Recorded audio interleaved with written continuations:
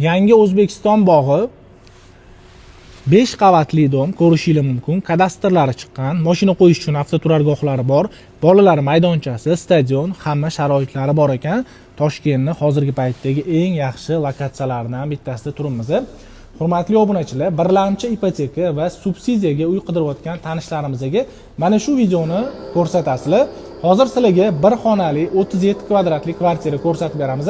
Video oxirida narxlari to'g'risida ma'lumot beraman. Balkonda turibman. Qaranglar, reshotkalariga ham gap yo'q, boshqacha qilingan ekan. Endi o'sha bitta xonamizni ko'rsatamiz. 37 kvadratli bo'ladi. Remontlari tayyor holatda, mebel texnika bilan kirib kelib yashash uchun tayyor bo'ladi. Ikkitadan mana radiatorlar qo'yilgan. Xo'p, eshikdan kirib kelamiz. Alohida uyimizning sanuzel qismi bo'ladi. Bunisi uyimizning dush, mana yonida rakvinasi, batareykasi. Menga yana bitta yoqqan joyi, lifti ham bor ekan, 5 qavatli domda. Bu albatta kerak bo'ladi, lift zo'r. Xo'p, bu uyimizning hojatxonasi, yonida rakvinasi bilan birga. Xo'p, endi oshxonaga kiramiz. Har doimgidek gaz plita, dimoxodlari, duxkontrolli kotyol hammasi qo'yilgan ekan. Manzilini tushuntirdik. Hozirgi paytda Mirzo Ulug'bek tumaniga kiradi. Toshkent shahri Yangi O'zbekiston bog'ini yonida joylashgan 5 qavatli domlar.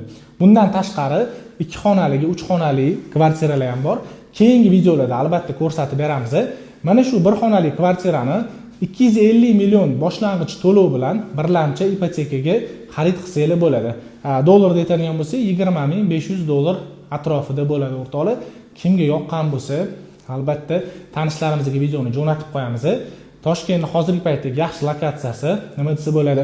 Kelajakda bundan balkim 1 yil, 2 yildan keyin narxlar bundan ham oshib ketishi mumkin. Yana bilmadim, lekin albatta bizani kuzatib boringlar. Xudo xolisa, e'tiboringiz uchun rahmat.